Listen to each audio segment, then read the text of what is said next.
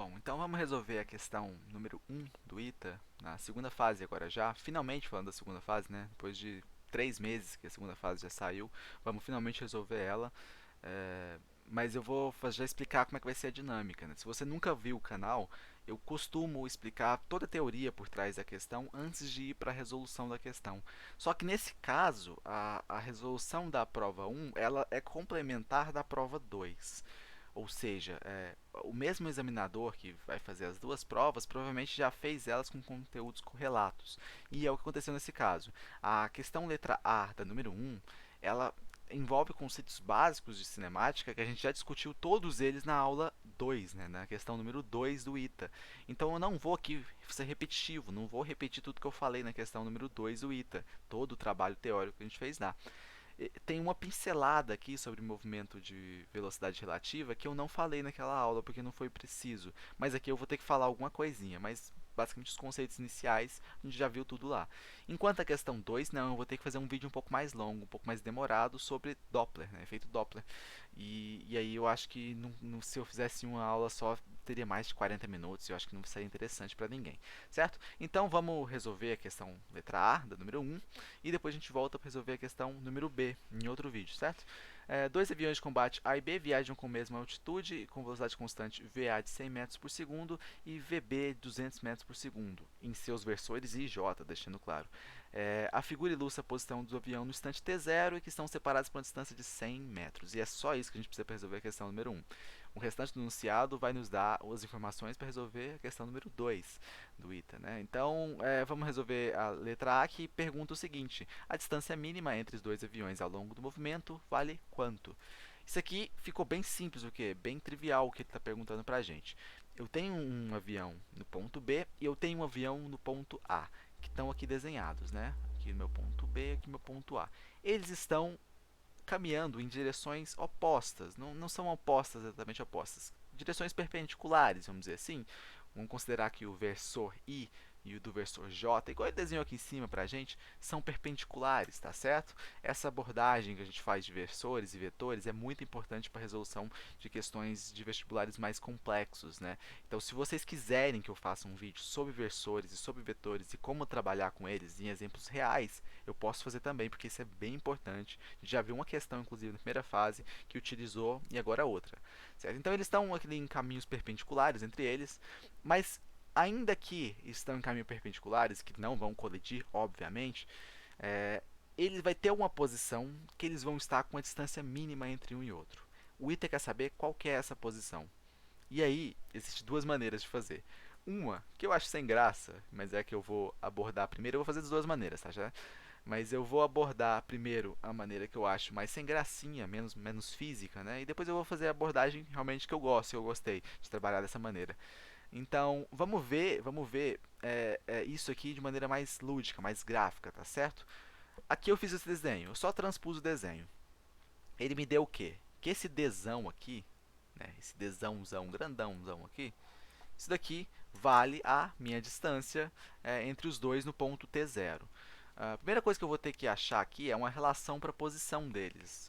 Que posição que eles vão estar quando eu tiver essa distância mínima? Eu não sei, eu não consigo estimar isso, mas eu consigo estimar uma relação, uma funçãozinha que vai me dizer a posição deles em qualquer momento. O aluno ITA bate o olho nessa questão e ele já identifica instantaneamente que essa relação é do tipo S é igual a VT. Ele bate o olho e vê isso, ele está cansado de fazer exercício desse jeito.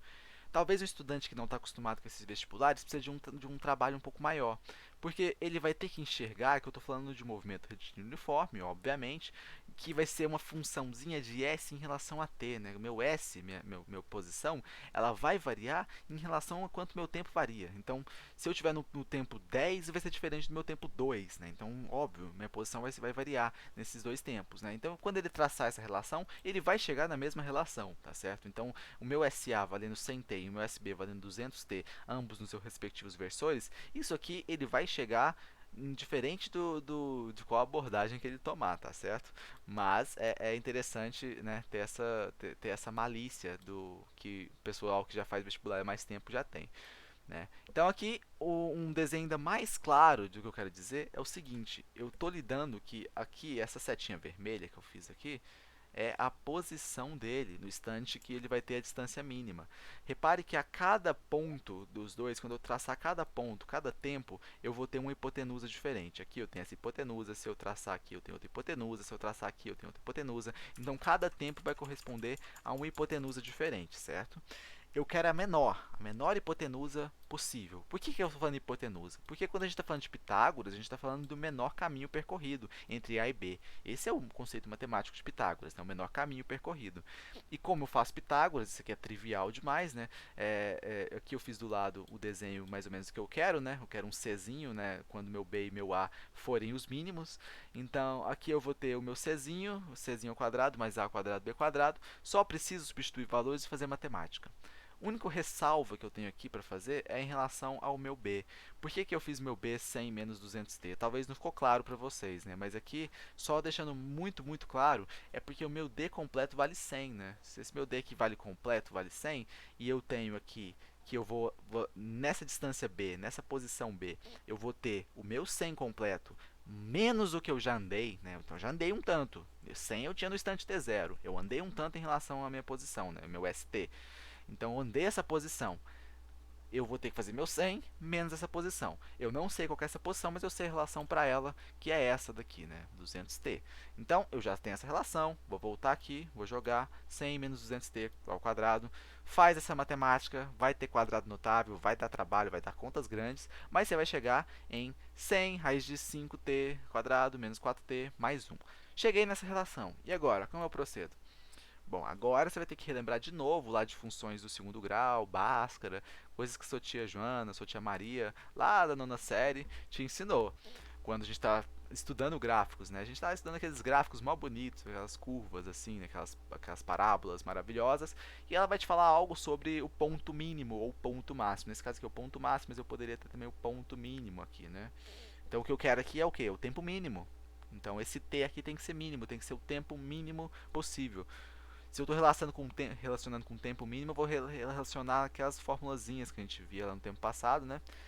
Você lembra? Você deve lembrar que além do b quadrado menos 4ac, do menos b raiz de delta sobre 2a, tirando essas fórmulas que a gente grava, memoriza, existem outras que já dão direto para a gente o ponto mínimo. Por exemplo, essa, de menos b sobre 2a. Eu ainda coloquei aqui a de menos delta 4a, mas essa aqui não vai ser utilizada hoje não. A gente quer achar o mínimo da função, então a gente vai usar menos b sobre 2a. A gente já tem o b, que vale 4, a gente tem o a, que vale 5. Fazendo menos b sobre 2a, achamos que o tempo mínimo vale 4 sobre 10. Só isso. Como assim só isso? Joga ali, faz a matemática, joga no t, né, substitui no t, faz o quadrado ali, boa sorte, fazendo o quadrado, é a soma disso daí tudo, você joga em 20 raiz de 5, depois tirar todos os mínimos, certo?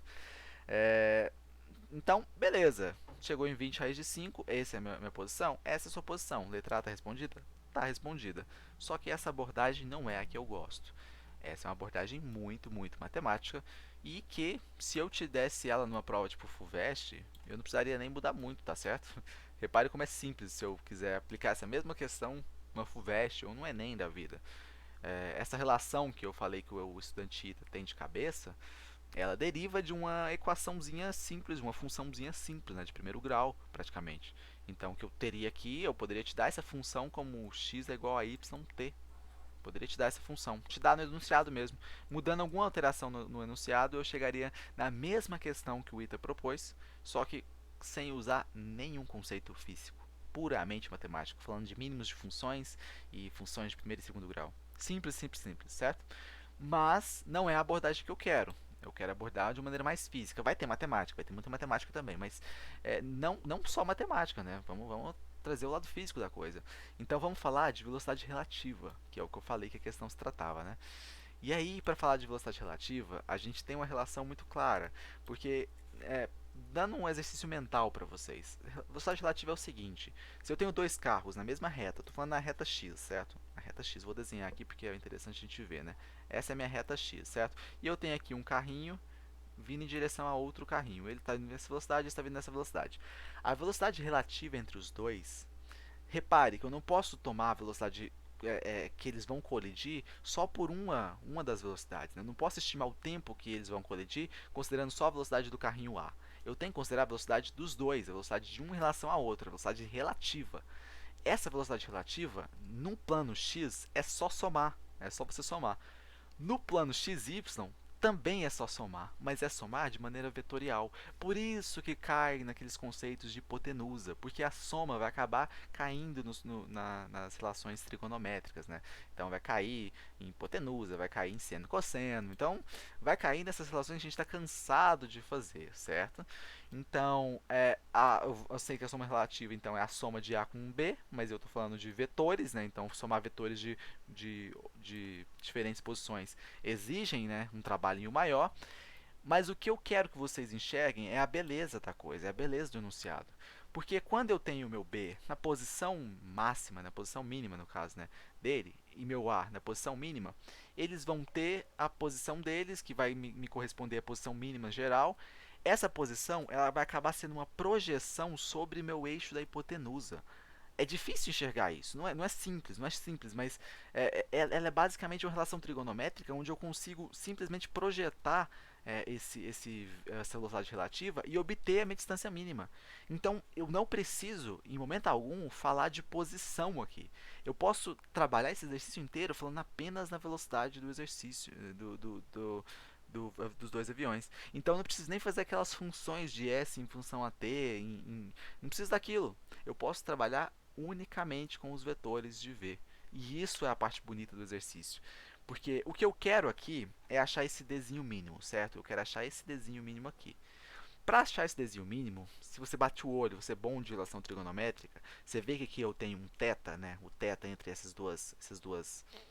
entre essa reta que cortou as duas perpendiculares, ele tem relações trigonométricas relacionadas a ele. Uma delas é o que? É que o meu seno desse θ, ele corresponde ao que? Ele vale o meu cateto oposto, e meu cateto oposto vale quanto? Vale o meu d mínimo, certo? Sobre uma hipotenusa. E minha hipotenusa vale quanto? Vale dzão. Dzão. Só que repare, né? Aqui o que, que eu tenho? Eu tenho uma relação trigonométrica com o meu seno. Mas eu não quero a relação trigonométrica com o meu seno. Quer dizer, eu quero, mas eu não tenho como relacionar isso porque eu não tenho esses valores. Eu não tenho quanto que vale o meu seno. Então, como seria um jeito de achar o seno para poder? Porque se eu acho o seno, acabou a questão, né? Eu já tenho o meu dzão, eu tenho o d mínimo que eu quero, achei o seno, acabou. Como eu acharia esse seno, sabe? Conceitos simplesmente matemáticos não vão me ajudar aqui. Aqui eu vou precisar de conceitos físicos. Aqui eu vou precisar enxergar o problema de outra dimensão, de outra óptica. Porque se eu estou falando de dois vetores, vetores VA, vetores VB, esses vetores têm suas orientações, têm suas velocidades, eu consigo também estimar uma relação trigonométrica entre eles. Consigo. Repare, a tangente de θ não equivale ao meu cateto oposto, minha hipotenusa. Meu cateto oposto aqui, no caso, não é o meu vetor VA, e meu cateto adjacente não é o meu vetor VB. Eu não consigo fazer essa relação? Se eu consigo fazer essa relação, eu consigo chegar com a minha tangente de θ, repare, ela vale meio. Como assim vale meio? Não entendi de onde veio esse meio. Ué, 100 dividido por 200, certo? Eu vou cortar os zeros, vale meio. Olha que bonito. Então, eu já achei uma relação para tangente. E o que, que é o seno? Ou melhor, o que, que é a tangente, né? A tangente não é simplesmente... Tangente de θ não é simplesmente o seno de θ dividido pelo cosseno de θ? Então, aqui eu já consigo achar uma relaçãozinha. Porque se a minha tangente de θ vale meio, então significa que meu seno θ dividido pelo meu cosseno θ vale meio. E aí tá a grande sacada. Eu vou isolar isso daqui, né? Então eu vou chegar então que meu duas vezes meu seno θ vale meu cosseno θ e eu achei uma relação. Ah, beleza, Bruno, você achou uma relação, mas você achou uma relação de seno em cosseno. Não me adianta ainda, porque eu não sei quanto que vale o cosseno. Como eu vou estimar quanto que vale o seno? Mas você consegue deixar tudo em função só do seno. Tudo. Usando outra relação trigonométrica. E olha como vai ficando linda, vai ficando elegante a questão, né? Porque se eu usar então que seno ao quadrado θ, relação fundamental da trigonometria, cosseno θ ao quadrado, isso aqui vale 1, eu consigo estimar isso daqui agora. Porque se meu cosseno θ vale 2 seno θ, eu tenho uma relação só em função de θ. Então eu tenho que meu seno θ ao quadrado mais 2 seno de θ, tudo isso aqui ao quadrado é igual a 1. Bonito, não é? Se tudo isso aqui é igual a 1, o que, que eu vou ter então? Que se eu vou fazer isso aqui ao quadrado, né? Vai ficar 4 seno ao quadrado, seno θ ao quadrado, vai ficar 5, 5 seno θ ao quadrado, obviamente, 1. Então, meu seno θ vale 1 sobre raiz de 5.